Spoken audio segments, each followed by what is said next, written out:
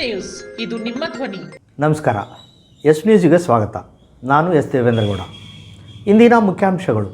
ನಯನಗೆ ನ್ಯಾಯ ದೊರಕಿಸಿಕೊಡುವಂತೆ ಜನವಾದಿ ಮಹಿಳಾ ಸಂಘಟನೆ ಪ್ರತಿಭಟನೆ. ಸಾರ್ವಜನಿಕ ಆಸ್ಪತ್ರೆ ಕುಂದುಕೊರತೆ ನಿವಾರಣೆ ಕುರಿತು ಶಾಸಕರ ನೇತೃತ್ವದಲ್ಲಿ ಸಂಘ ಸಂಸ್ಥೆ ಸದಸ್ಯರ ಸಭೆ. ಹಿರೇಹಳ್ಳದ ಬ್ರಿಡ್ಜ್ ಕಾಮಗಾರಿ ವೀಕ್ಷಿಸಿದ ಎಂಎಲ್ಸಿ ಬಸನಗೌಡ ಬಾದರ್ಲಿ. ಪತ್ರಕರ್ತರಿಗೆ ವನಸಿರಿ ಫೌಂಡೇಶನ್ ವತಿಯಿಂದ ಹೆಲ್ಮೆಟ್ ವಿತರಣೆ. ಮೃತ ಬಾಣಂತಿಯರಿಗೆ ಪರಿಹಾರಕ್ಕಾಗಿ ಆಗ್ರಹಿಸಿ ನಮ್ಮ ಕರ್ನಾಟಕ ಸೇನೆಯಿಂದ ಉಪವಾಸ ಸತ್ಯಾಗ್ರಹ. ವಾರ್ತೆಗಳ ವಿವರ. ಪ್ರೀತಿಸಿ ಮದುವೆ ಆಗಿ 10 ತಿಂಗಳ ಕಾಲ ಸಂಸಾರ ನಡೆಸಿ ಈಗ ಜಾತಿ ಕಾರಣ ನೆಪವೊಡ್ಡಿ ಗಂಡ ಪರಾರಿಯಾಗಿದ್ದು ಸಂತ್ರಸ್ತೆ ನ್ಯಾಯಕ್ಕಾಗಿ ಗಂಡನ ಮನೆ ಮುಂದೆ ಪ್ರತಿಭಟಿಸುತ್ತಿರುವುದು ನೋಡಿದರೆ ನಾಗರಿಕ ಸಮಾಜ ಎತ್ತ ಸಾಗುತ್ತದೆ ಎಂದು ತಿಳಿಯುತ್ತಿಲ್ಲ. ಕೂಡಲೇ ತಾಲೂಕಾಡಳಿತ ಸಂತ್ರಸ್ತೆಯ ನೆರವಿಗೆ ಬಂದು ಅವಳಿಗೆ ನ್ಯಾಯ ದೊರಕಿಸಿಕೊಡಬೇಕೆಂದು ಅಖಿಲ ಭಾರತ ಜನವಾದಿ ಮಹಿಳಾ ಸಂಘಟನೆಯ ಜಿಲ್ಲಾಧ್ಯಕ್ಷೆ ಶಕುಂತಲಾ ಪಾಟೀಲ್ ಆಗ್ರಹಿಸಿದ್ದಾರೆ. ನಗರದ ಗಂಗಾನಗರದ ನಿವಾಸಿ ಸಿದ್ದರಾಮಯ್ಯ ತಂದೆ ಅಮರಯ್ಯ ಸ್ವಾಮಿ ಗಂಗಾವತಿ ತಾಲೂಕಿನ ನಯನಳನ್ನು ಪ್ರೀತಿಸಿ ಒಪ್ಪಿಸಿ ಇಬ್ಬರ ಕುಟುಂಬದ ಕ್ಷಮದಲ್ಲಿ ಮದುವೆಯಾಗಿ 10 ತಿಂಗಳ ಕಾಲ ಸಂಸಾರ ನಡೆಸಿ ಈಗ ಜಾತಿ ವಿಚಾರವಾಗಿ ಕುಟುಂಬದಲ್ಲಿ ಜಗಳವಾಗಿ ಸಿದ್ದರಾಮಯ್ಯ ತಂದೆ ಅಮರಯ್ಯ ಸ್ವಾಮಿ ನಯನಳನ್ನು ಬಿಟ್ಟು ಪರಾರಿಯಾಗಿದ್ದು ನ್ಯಾಯಕ್ಕಾಗಿ ಹೆಂಡತಿ ನಯನ ಗಂಡನ ಮನೆ ಮುಂದೆ ಪ್ರತಿಭಟನೆ ನಡೆಸಿದ್ದು, ನಯನಾಳ ಪರವಾಗಿ ಇಂದು ಅಖಿಲ ಭಾರತ ಜನವಾದಿ ಮಹಿಳಾ ಸಂಘಟನೆಯು ತಹಸೀಲ್ದಾರ್ ಕಚೇರಿ ಮುಂದೆ ಪ್ರತಿಭಟಿಸಿ ನಯನಾಗೆ ನ್ಯಾಯ ದೊರಕಿಸಿಕೊಡಬೇಕು, ಕೂಡಲೇ ಅವಳನ್ನು ಗಂಡನ ಮನೆಯಲ್ಲಿ ಇರುವ ವ್ಯವಸ್ಥೆ ಮಾಡಬೇಕು ಮತ್ತು ರಕ್ಷಣೆ ನೀಡಬೇಕು ಮತ್ತು ನಯನಾಳ ಪತಿಯನ್ನು ಹುಡುಕಿ ಸರಿಯಾದ ನಿರ್ದೇಶನ ನೀಡುವ ಮೂಲಕ ಇಬ್ಬರ ಸಂಸಾರ ನಡೆಯುವ ಹಾಗೆ ನೋಡಿಕೊಳ್ಳಬೇಕೆಂದು ಒತ್ತಾಯಿಸಿ ಮನವಿ ಪತ್ರವನ್ನು ತಹಸೀಲ್ದಾರರಿಗೆ ಸಲ್ಲಿಸಿದರು. ಈ ಸಂದರ್ಭದಲ್ಲಿ ಎಸ್ ದೇವೇಂದ್ರಗೌಡ, ಶೇಖ ಖಾದ್ರಿ, ಅನಸೂಯ, ರೇಣುಕಮ್ಮ, ಅಪ್ಪಣ್ಣ ಕಾಂಬ್ಳೆ, ಶರಣಮ್ಮ ಪಾಟೀಲ್, ಬಸವಂತರಾಯಗೌಡ ಕಲ್ಲೂರ್, ಬಿ ಲಿಂಗಪ್ಪ, ನರಸಿಂಹಪ್ಪ, ಶ್ರೀದೇವಿ, ನಂದಮ್ಮ, ಯಲ್ಲಮ್ಮ ಸೇರಿದಂತೆ ಮಹಿಳಾ ಜನವಾದಿ ಸಂಘಟನೆಯ ಸದಸ್ಯರಿದ್ದರು. ಹೋಟ್ಲ ಮಾಡಿ ಜೀವನ ಮಾಡ್ತಿದ್ನಾರಿ. ನಾವು ಅಲ್ಲಿ ಮೈಕ್ರೋ ಫೈನಾನ್ಸ್ನಾಗ 5 ವರ್ಷ ಕೆಲಸ ಮಾಡ್ತಿದ್ನಾರಿ. ಆಮೇಲೆ ಅವ್ರು ಆ ಹುಡುಗ ನಾನು 20 ಕನ್ಯೆ ನೋಡಿನ್ರಿ. ಅವ್ರ ತಂದೆ ತಾಯಿನ ಕರ್ಕೊಂಬಂದು ನನಗೆ ಕನ್ಯೆ ತೋರಿಸು ರೇಣುಕಮ್ಮ ಅಂತೇಳಿ ಇದು ಮಾಡಿದ್ರು. ಎಲ್ಲಿ ಕನ್ಯೆ ಹತ್ತಲಿಲ್ಲ. ರೇಣುಕಮ್ಮ ನಮ್ಮ ಮಂದ್ಯಾಗ ಕನ್ಯೆ ಸಿಗೋಲು, ನಿನ್ನ ಮಗಳೇ ಕೊಡು, ನೀನು ಬಡಿವೇದಿ, ನಿನ್ನ ಮಗಳು ಚೆನ್ನಾಗಿ ನೋಡ್ಕೊಂತೀವಿ, ಮಗಳ ಥರ ನೋಡ್ಕೊಂತೀವಿ ನಾವು.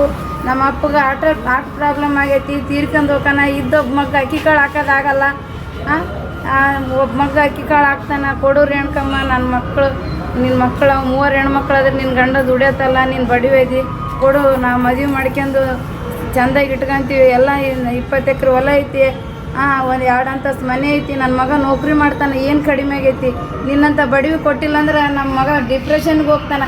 ಎಲ್ಲ ಒಂದಲ್ಲ ಒಂದು 10 100 ಸುಳ್ಳು ಹೇಳಿ ನಿಮಗೆ ಮದುವೆ ಮಾಡ್ಕೊಂಡು ಮೋಸ ಮಾಡ್ಯಾರಿ. ಇವ್ರನ್ನ ಪ್ರೀತಿಸಿ ಮದುವೆಯಾಗಿ 2 ಕುಟುಂಬಗಳು ಒಪ್ಪಿದ್ದಾವೆ. 2 ಕುಟುಂಬಗಳ ನಡುವೆ ಸೇರಿ ಮದುವೆ ಮಾಡಿರೋದು. 8-10 ತಿಂಗಳ ಸಂಸಾರ ಮಾಡಿ ಈಗ ಜಾತಿ ಅಡ್ಡ ಬಂದದ ಅಂತಂದರೆ ಇವರು ಇನ್ನೂ ಯಾವ ಲೋಕದಲ್ಲಿ ಇದ್ದಾರಂತ ಇವ್ರಿಗೆ ಹೇಳ್ಬೇಕು. ನಾವು ನೋಡಿದ್ರೆ ಈಗ ಸಂಸಾರ ಮಾಡಿಸ್ಕೊಂಡು ಅತ್ತಿ ಮಾವ ಎಲ್ಲರೂ ಚೆನ್ನಾಗಿದ್ದಾರೆ. ಈಗ ಬಂದು ನಮ್ಮ ಜಾತಿ ಅಡ್ಡ ಬರ್ತದೆ ಅಂತೇಳಿ ಅವ್ರನ್ನ ಕರ್ಕೊಂಡು ಹೋಗಿದ್ದಾರೆ ಗಂಡನ್ನ. ಆ ಹುಡುಗಿನ ಮನೆಯಿಂದ ಹೊರಗೆ ಹಾಕಿದ್ರೆ ಆ ಹುಡುಗಿ ಎಲ್ಲಿ ಹೋಗಬೇಕು? ದಯಮಾಡಿ ಈ ಹುಡುಗಿ ನ್ಯಾಯ ಸಿಗಬೇಕಂದ್ರೆ ನಾವು ಆ ಹುಡುಗಿ ಪರವಾಗಿ ಜನವಾದಿ ಮಹಿಳಾ ಸಂಘಟನೆ ಸತತವಾಗಿರ್ತದೆ. ಇಲ್ಲಿ ಬಂದಂಥ ಎಲ್ಲ ಸಂಘಟಕರೇ ಇರೋದ್ರಿಂದ ಅವರಿಗೆ ಧೈರ್ಯವನ್ನು ತುಂಬ ನಾವು ಆಕೆಗೆ ಒಂದು ಆತ್ಮಸ್ಥೈರ್ಯವನ್ನು ತುಂಬಿ ಆಕೆ ನಮ್ಮ ಮನೆಗಳಿಗೆ ಬಿಡುತ್ತಲ್ಲ, ನಾವಂತೂ ಬಿಡೋದಿಲ್ಲ. ಭಾಳ ಜನ ಸಮಾಜದಲ್ಲಿ ಏನೈತೆ, ಜಾತಿ ನಮ್ಮದಲ್ಲೇ ಇರ್ಬೇಕು, ನಾವೇನು ಬೇಡನಾಗಲ್ಲ. ಈ 5ನೇ ಅಲ್ಲಿಗೆ ಯಾಕೆ ಹೋದ್ರು? ಆದ್ರೆ ಇಲ್ಲಿ ಬಂದಾಗ ನನಗೆ ಕನ್ಯೆ ಸಿಗಂಗಿಲ್ಲ ಅಂತೇಳಿ ಗಂಗಾವತಿಯಲ್ಲಿ ಹೋಗಿ ಕುಂತು ಮಾತಾಡಿ ಸಿದ್ದರಾಮಯ್ಯನ ಮನೆಗೆ ಬಂದು ಅಲ್ಲೇನೆ ತಲೆ ಕಟ್ಟಿರೋ ಶಾಸ್ತ್ರೋಕ್ತವಾಗಿ ಎಲ್ಲ ಮಂತ್ರ ಪಠಣ ಆಗೈತೆ, ಹೋಮ ಹವನ ಆಗೈತೆ. ನಗರದ ಸಾರ್ವಜನಿಕ ಆಸ್ಪತ್ರೆಯ ಸಮಸ್ಯೆಗಳ ಕುರಿತು ಈ ಹಿಂದೆ ಪ್ರಗತಿಪರ ಸಂಘಟನೆಗಳು ಮತ್ತು ನಮ್ಮ ಕರ್ನಾಟಕ ಸಂಘಟನೆ ಮನವಿ ಸಲ್ಲಿಸಿದ್ದ ಕಾರಣ ಸಮಸ್ಯೆಗೆ ಸ್ಪಂದಿಸಿದ ಶಾಸಕರಾದ ಹಂಪನಗೌಡ ಬಾದರ್ಲಿ ಅವರು 2 ಸಂಘಟನೆ ಮುಖಂಡರ ಜೊತೆ ಪ್ರತ್ಯೇಕವಾಗಿ ಚರ್ಚಿಸಿ ಪರಿಹಾರ ಕಂಡುಕೊಳ್ಳುವಲ್ಲಿ ಯಶಸ್ವಿಯಾಗಿದ್ದಾರೆ. ಆಸ್ಪತ್ರೆಯ ವೈದ್ಯರು ಸರಿಯಾದ ಸಮಯದಲ್ಲಿ ಆಸ್ಪತ್ರೆಯಲ್ಲಿ ಇರುವುದಿಲ್ಲ. ರೋಗಿಗಳಿಗೆ ಹೊರಗೆ ಮಾತ್ರೆ ಖರೀದಿಸಲು ಚೀಟಿ ಬರೆದು ಕೊಡುತ್ತಾರೆ. ಲ್ಯಾಬ್ ಇದ್ದರೂ ರಿಪೋರ್ಟ್ ನೀಡುವುದಿಲ್ಲ. ಶೌಚಾಲಯದ ಕೊರತೆ ಸಿಬ್ಬಂದಿಗೂ ಸಹಿತ ಇರುವುದಿಲ್ಲ. ಬ್ಲಡ್ ಬ್ಯಾಂಕ್ ಇಲ್ಲ, ಎಕ್ಸ್ರೇ ರಿಪೋರ್ಟ್ ನೀಡುವುದಿಲ್ಲ, ಸುಮ್ಮನೆ ಬೇರೆ ಕಡೆ ರೋಗಿಗಳನ್ನು ಶಿಫಾರಸು ಮಾಡುವುದು ಸೇರಿದಂತೆ ಅನೇಕ ಸಮಸ್ಯೆ ಕುರಿತು ಪ್ರಗತಿಪರ ಸಂಘಟನೆ ನೀಡಿದ್ದ ಮನವಿ ಪತ್ರಕ್ಕೆ ಸಂಬಂಧಿಸಿದಂತೆ ಆಸ್ಪತ್ರೆಯಲ್ಲಿ ಸಭೆ ನಡೆಸಿದ ಶಾಸಕರು ಅಲ್ಲಿಯ ತಾಲೂಕಾ ವೈದ್ಯಾಧಿಕಾರಿ ಹಾಗೂ ಮುಖ್ಯ ವೈದ್ಯಾಧಿಕಾರಿಗಳು ಪ್ರತಿದಿನ ಬರುವ ರೋಗಿಗಳ ಮತ್ತು ಆಪರೇಷನ್ ಮಾಡಿದ ವಿವರ ನೀಡಿದರು. ಇರುವ 11 ವೈದ್ಯರಲ್ಲಿ 11 ವೈದ್ಯರು ಇದ್ದು ಬಹಳ ಮುಖ್ಯವಾಗಿ ರೇಡಿಯಾಲಜಿಯವರು ಇಲ್ಲದ ಕಾರಣ ರಿಪೋರ್ಟ್ ನೀಡಲು ಆಗುತ್ತಿಲ್ಲ. ಎಇಒ ಡೆಪ್ಯುಟೇಷನ್ ಹೋಗಿರುವ ಮುಖ್ಯ ವೈದ್ಯರಿಗೆ ಅದರ ಹೊರೆ ಬಿದ್ದಿದೆ. ಹಾವು ಕಡಿತ, ವಿಷ ಸೇವಿಸಿದ ಸಂದರ್ಭದಲ್ಲಿ ಅದಕ್ಕೆ ಸಂಬಂಧಿಸಿದ ಮುಖ್ಯ ಟೆಸ್ಟ್ ಮಾಡಿಸಲು ನಮ್ಮಲ್ಲಿ ಸವಲತ್ತು ಇಲ್ಲದ ಕಾರಣ ಅದನ್ನು ಹೊರಗೆ ಟೆಸ್ಟ್ ಮಾಡಿಸಲಾಗುತ್ತದೆ. ಅದನ್ನು ಹೊರತುಪಡಿಸಿದರೆ ಉಳಿದವೆಲ್ಲವುಗಳನ್ನು ಇಲ್ಲಿಯೇ ಮಾಡಲಾಗುತ್ತದೆ. ರಾತ್ರಿ ಹೊತ್ತಿನಲ್ಲಿ ರಕ್ತ ಪರೀಕ್ಷೆ ಸಂಬಂಧಿಸಿದಂತೆ ತೊಂದರೆ ಇದೆ. ಅದನ್ನು ಸಿಬ್ಬಂದಿ ಸಂಗಡ ಮಾತನಾಡಿ ಪರಿಹಾರ ಕಂಡುಕೊಳ್ಳುವುದಾಗಿ ಡಾಕ್ಟರ್ ನಾಗರಾಜ್ ಕಾಟ್ವಾ ಹೇಳಿದರು. ಈಗ ನಾವು ಐಸಿಯುದಲ್ಲಿ ಏನು ಮಾಡ್ತಾ ಇದ್ವಿ, ಓಟಿ ಆದ ಕೇಸಸ್ ಅಲ್ಲೇ ಏನೋ ಅಬ್ಸರ್ವೇಷನ್ ಎಷ್ಟು 4 ಬೆಡ್ ಇದೆ ಓಟಿ ಕೇಸ್ ಇದೆ ಐಸಿಯು ಇಲ್ಲ ಸರ್, 10 ಬೆಡ್ ಅದ ಸರ್. 7 ಬೆಡ್ ಐಸಿಯು ಸ್ಟಾರ್ಟ್ ಮಾಡಿದ್ವಿ. ಸೊ ಅದರಲ್ಲಿ ಏನಾಗುತ್ತೆ, ಕೆಲವೊಮ್ಮೆ ಬೇರೆ ಕೇಸಸ್ ಎಮರ್ಜೆನ್ಸಿ ಕೇಸ್ಗಳೆಲ್ಲ ಹಾಕ್ತಾ ಇದ್ವಿ. ಅದು ಸೋಂಕಾಗುತ್ತೆ ಒಬ್ಬರಿಗೊಬ್ಬರು ಅನ್ನೋದು ನಿಮಗೆ ಗಮನಕ್ಕೆ ಅಂದರೆ ಅದು ಹೇಳೋದು ಸರಿ ಇದೆ. ಸೊ ಅದಕ್ಕೆ ನಾವು ಏನು ಮಾಡಿದ್ದೀವಿ, ಈಗ ಐಸಿಯುನ ಸಪ್ರೇಟ್ ಮಾಡಿ ನಮ್ಮ ಸಿಜರಿನ್ ಆದಂಥ ಯಾವುದೇ ಸರ್ಜರಿ ಆದವರಿಗೆ ನಾವು ಹೈ ಡಿಪೆಂಡೆನ್ಸಿ ಯೂನಿಟ್ ಅಂತ ಹೇಳ್ತೀವಿ, ತೀವ್ರ ಅವಲಂಬನ ಘಟಕ ಅಂತೇಳಿ ಅದನ್ನು ಸಪ್ರೇಟಾಗಿ ಮಾಡಿದ್ದೀವಿ. ಈ ಇನ್ನೇನು ನಾವು ಐಸಿಯುದಲ್ಲಿ ಬರೀ ಐಸಿಯುಗೆ ಯಾವ ಅಡ್ಮಿಟ್ ಮಾಡುವಾಗ ಅಂತ ವರ್ಷ ಮಾಡ್ತೀವಿ. ಇದು post operative ward separate sir. ಇದು ಮತ್ತೆ HD ಅಂತ ಇನ್ನೊಂದು ಹೈ ಡಿಪೆಂಡೆನ್ಸಿ ಅಂತ ಅದನ್ನು ಸಪ್ರೇಟ್. ಅರ್ಜೆಂಟಾಗಿ ಯಾವ ಉಪಕರಣ ಬೇಕು ಎನ್ನುವುದನ್ನು ಪಟ್ಟಿ ಮಾಡಿ ಕೊಡಿ, ಅದರ ವ್ಯವಸ್ಥೆ ಮಾಡುವುದಾಗಿ ಶಾಸಕರು ವೈದ್ಯರಿಗೆ ಸೂಚನೆ ನೀಡಿದರು. ಎಲ್ಲ ಡಿಸ್ಟ್ರಿಕ್ಟ್ನಾಗ ಒಂದಾದರೂ ಇರಬೇಕು, ಡಿಸ್ಟ್ರಿಕ್ಟ್ ಹಾಸ್ಪಿಟ್ಲಾಗಾದ್ರೂ ಇರಬೇಕು.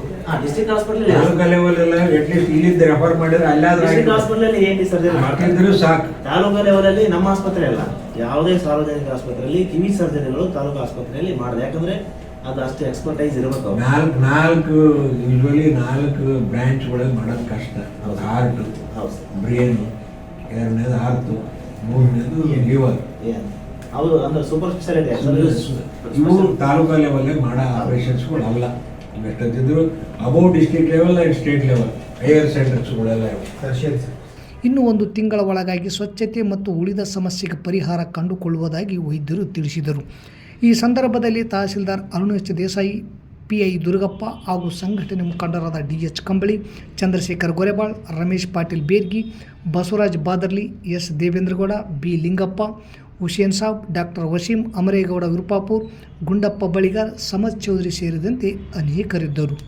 MLC ಬಸನಗೌಡ ಬಾದರ್ಲಿ ಅವರು ಹಿರೇಹಳ್ಳದ ಬ್ರಿಡ್ಜ್ ಕಾಮಗಾರಿಯನ್ನು ವೀಕ್ಷಿಸಿ ತ್ವರಿತಗತಿಯಲ್ಲಿ ಕಾಮಗಾರಿ ಪೂರ್ಣಗೊಳಿಸಿ ಸುಗಮ ಸಂಚಾರಕ್ಕೆ ಅನುಕೂಲ ಮಾಡಿಕೊಡಬೇಕೆಂದು ಅಧಿಕಾರಿಗಳಿಗೆ ಸೂಚನೆ ನೀಡಿದರು.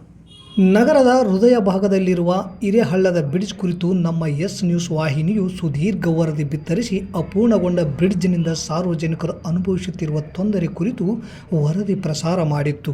ಈ ವರದಿ ಪ್ರಸಾರ ಮಾಡಿದ ಬೆನ್ನಲ್ಲೇ MLC ಬಸನಗೌಡ ಬಾದರ್ಲಿ ಸಾರ್ವಜನಿಕರು ಅನುಭವಿಸುತ್ತಿರುವ ತೊಂದರೆಯನ್ನು ಮನಗಂಡು ರಾಷ್ಟ್ರೀಯ ಹೆದ್ದಾರಿ ಅಭಿಯಂತರರು ಹಾಗೂ ಕಾರ್ಯನಿರ್ವಾಹಕ ಅಭಿಯಂತರರನ್ನು ಸ್ಥಳಕ್ಕೆ ಕರೆಯಿಸಿ ಕಾಮಗಾರಿ ಕುರಿತು ಮಾಹಿತಿ ಪಡೆದು ತ್ವರಿತಗತಿಯಲ್ಲಿ ಕಾಮಗಾರಿ ಪರಿಪೂರ್ಣಗೊಳಿಸುವಂತೆ ಅಧಿಕಾರಿಗಳಿಗೆ ಸೂಚನೆ ನೀಡಿದ್ದಾರೆ. ಈ ವೇಳೆ ಕಾಂಗ್ರೆಸ್ ಪಕ್ಷದ ಮುಖಂಡರು ಹಾಗೂ ಅಧಿಕಾರಿಗಳು ಇದ್ದರು. ನಾಳೆ ಇದೆಲ್ಲ ಗಲೀಜು ನಿಂತು ಬ್ಯಾಕ್ಟೀರಿಯಾ ಫಾರ್ಮ್ ಆಗಿ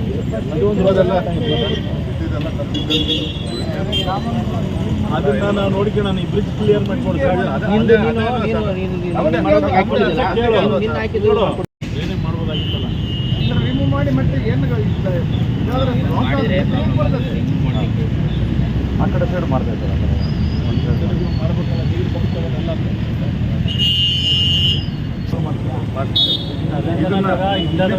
ಕಟ್ ಮಾಡ್ತಿದ್ದೆ ಸರ್. ವಾಪಸ್ ಇದನ್ನು ಮಣ್ಣು ಹಾಕ್ಬೇಕು,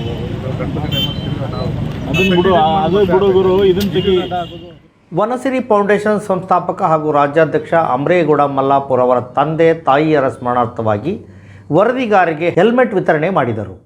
ನಗರದ PWD ಕ್ಯಾಂಪಿನಲ್ಲಿರುವ ಅಮರಶ್ರೀ ಆಲದ ಮರದ ಹತ್ತಿರ ಈ ಕಾರ್ಯಕ್ರಮ ಜರುಗಿತು.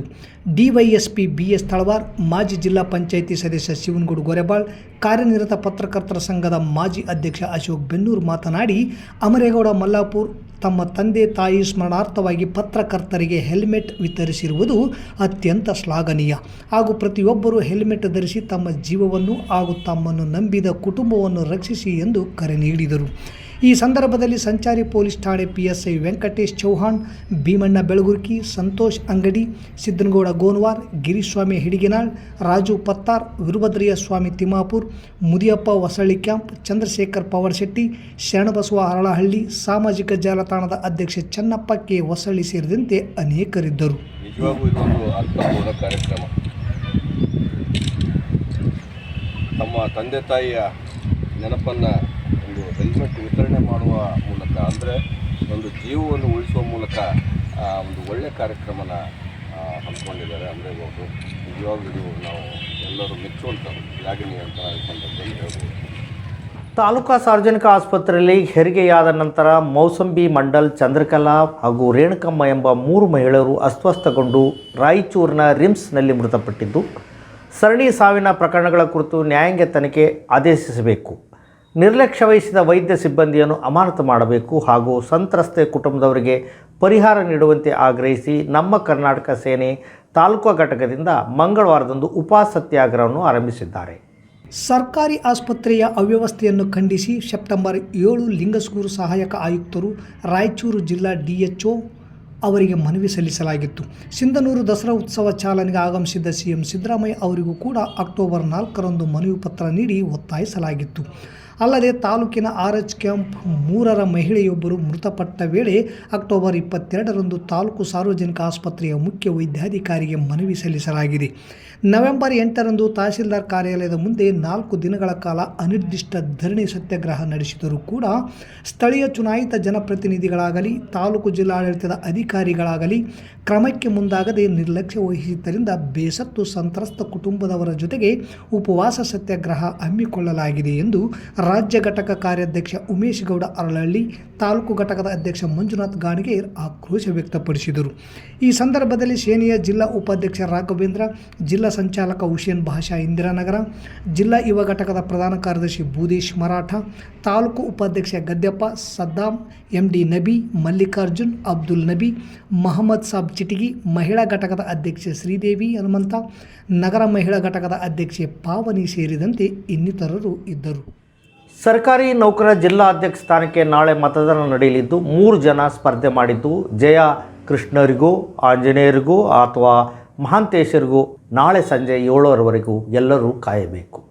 ರಾಯಚೂರು ಜಿಲ್ಲಾ ಸರ್ಕಾರಿ ನೌಕರರ ಸಂಘದ ಜಿಲ್ಲಾ ಅಧ್ಯಕ್ಷ, ಖಜಾಂಚಿ ಹಾಗೂ ರಾಜ್ಯ ಪರಿಷತ್ ಸ್ಥಾನಗಳಿಗೆ ನಾಳೆ ರಾಯಚೂರಿನಲ್ಲಿ ಮತದಾನ ನಡೆಯಲಿದ್ದು 3 ಟೀಮ್ಗಳು ಸ್ಪರ್ಧೆ ಮಾಡಿದ್ದು, ಕೃಷ್ಣ ಅವರ ಪೆನಾಲಿನಲ್ಲಿ ಕೃಷ್ಣ ಅವರು ಅಧ್ಯಕ್ಷ ಸ್ಥಾನಕ್ಕೆ, ಪ್ರಸನ್ನ ಕುಮಾರ್ ಖಜಾಂಚಿ ಸ್ಥಾನಕ್ಕೆ, SM ಉಲ್ ಹಕ್ ರಾಜ್ಯ ಪರಿಷತ್ ಸ್ಥಾನಕ್ಕೆ ಸ್ಪರ್ಧೆ ಮಾಡಿದ್ದು, ಮಹಾಂತೇಶ್ ಅವರ ಪೆನಾಲಿನಲ್ಲಿ ಮಹಾಂತೇಶ್ ಅಧ್ಯಕ್ಷ ಸ್ಥಾನಕ್ಕೆ ಖಲೀಲ್ ಖಜಾಂಚಿ, ವೆಂಕಟಾಚಲ್ ರಾಜ್ಯ ಪರಿಷತ್ ಸ್ಥಾನಕ್ಕೆ ಸ್ಪರ್ಧೆ ಮಾಡಿದ್ದು, ಆಂಜನೇಯ ಅವರ ಪೆನಾಲಿನಲ್ಲಿ ಆಂಜನೇಯ ಅಧ್ಯಕ್ಷ ಸ್ಥಾನಕ್ಕೆ ರಾಜಶೇಖರ್ ಖಜಾಂಚಿ, ವೆಂಕಟೇಶ್ ರಾಜ್ಯ ಪರಿಷತ್ ಸ್ಥಾನಕ್ಕೆ ಸ್ಪರ್ಧೆ ಮಾಡಿದ್ದು, ಒಟ್ಟು 72 ಮತಗಳಿದ್ದು ಯಾರ ಟೀಮಿಗೆ ಜಯ ಎನ್ನುವುದು ಕುತೂಹಲ ಉಂಟು ಮಾಡಿದೆ. ಮತದಾರರಲ್ಲಿ SC ಮತ್ತು ST 30 ಜನ, ಮುಸ್ಲಿಂ 12 ಜನ, ಲಿಂಗಾಯತ್ 10, ಬ್ರಾಹ್ಮಣ 4, OBC 10, ಇತರೆ 6 ಜನ ಇದ್ದಾರೆ. 3 ಫೆನಾಲಿನಲ್ಲಿ 2 ಫೆನಾಲಿನ ಮುಖ್ಯಸ್ಥರು SC ಮತ್ತು ST ಸಮುದಾಯಕ್ಕೆ ಸೇರಿದವರಾಗಿದ್ದಾರೆ. ಜಾತಿ ಲೆಕ್ಕಾಚಾರದ ಪ್ರಕಾರ ಶುರುವಾಗಿ ಜಯದ ಕುರಿತು ಚರ್ಚೆ ಪ್ರಾರಂಭವಾಗಿದೆ. ಪ್ರಮುಖರನ್ನು ಎಸ್ ನ್ಯೂಸ್ ಸಂಪರ್ಕಿಸಿದಾಗ ಕೃಷ್ಣ ಮತ್ತು ಮಹಾಂತೇಶ್ ಮಧ್ಯೆ ಪೈಪೋಟಿ ಇದ್ದು, ಆಂಜನೇಯ ಯಾವ ಜಾತಿಯ ಮತ ಹೆಚ್ಚು ಪಡೆಯುತ್ತಾನೆ ಎನ್ನುವುದರ ಮೇಲೆ ಇಬ್ಬರ ಭವಿಷ್ಯ ನಿಂತಿದೆ ಎನ್ನುತ್ತಾರೆ. 3 ಪೆನಾಲಿನವರು ಬರದಿಂದ ಪ್ರಚಾರ ಶುರು ಮಾಡಿದ್ದು, 2 ಪೆನಾಲಿನವರು 3 ಸ್ಥಾನಗಳಿಗೆ ಓಟು ಕೇಳಿದರೆ 1 ಪೆನಾಲಿನಲ್ಲಿ ಮಾತ್ರ ವ್ಯಕ್ತಿಗತವಾಗಿ ಮತ ಕೇಳುತ್ತಿದ್ದಾರೆ ಎನ್ನುವುದು ತಿಳಿದು ಬಂದಿದ್ದು, ಅಲ್ಲಿ ಐಕ್ಯತೆ ಇಲ್ಲ ಎನ್ನುವುದು ತಿಳಿಯುತ್ತದೆ. ಇಷ್ಟೆಲ್ಲದರ ಮಧ್ಯೆ ನಾಳೆಯವರೆಗೆ ಕಾದರೆ ಜಯ ಯಾರ ಕೊರಳಿಗೆ ಎನ್ನುವುದು ಸ್ಪಷ್ಟವಾಗುತ್ತದೆ. ಮತ್ತೊಮ್ಮೆ ಮುಖ್ಯಾಂಶಗಳು. ನಯನಗೆ ನ್ಯಾಯ ದೊರಕಿಸಿಕೊಡುವಂತೆ ಜನವಾದಿ ಮಹಿಳಾ ಸಂಘಟನೆ ಪ್ರತಿಭಟನೆ. ಸಾರ್ವಜನಿಕ ಆಸ್ಪತ್ರೆ ಕುಂದುಕೊರತೆ ನಿವಾರಣೆ ಕುರಿತು ಶಾಸಕರ ನೇತೃತ್ವದಲ್ಲಿ ಸಂಘ ಸಂಸ್ಥೆ ಸದಸ್ಯರ ಸಭೆ. ಹಿರೇಹಳ್ಳದ ಬ್ರಿಡ್ಜ್ ಕಾಮಗಾರಿ ವೀಕ್ಷಿಸಿದ MLC ಬಸನಗೌಡ ಬಾದರ್ಲಿ. ಪತ್ರಕರ್ತರಿಗೆ ವನಸಿರಿ ಫೌಂಡೇಶನ್ ವತಿಯಿಂದ ಹೆಲ್ಮೆಟ್ ವಿತರಣೆ. ಮೃತ ಬಾಣಂತಿಯರಿಗೆ ಪರಿಹಾರಕ್ಕಾಗಿ ಆಗ್ರಹಿಸಿ ನಮ್ಮ ಕರ್ನಾಟಕ ಸೇನೆಯಿಂದ ಉಪವಾಸ ಸತ್ಯಾಗ್ರಹ. ಇಲ್ಲಿಗೆ ವಾರ್ತಾ ಪ್ರಸಾರ ಮುಕ್ತಾಯವಾಯಿತು. ನಿರಂತರ ಸುದ್ದಿಗಾಗಿ ವೀಕ್ಷಿಸಿ ಎಸ್ ನ್ಯೂಸ್. ಇದು ನಿಮ್ಮ ಧ್ವನಿ. ನಮಸ್ಕಾರ.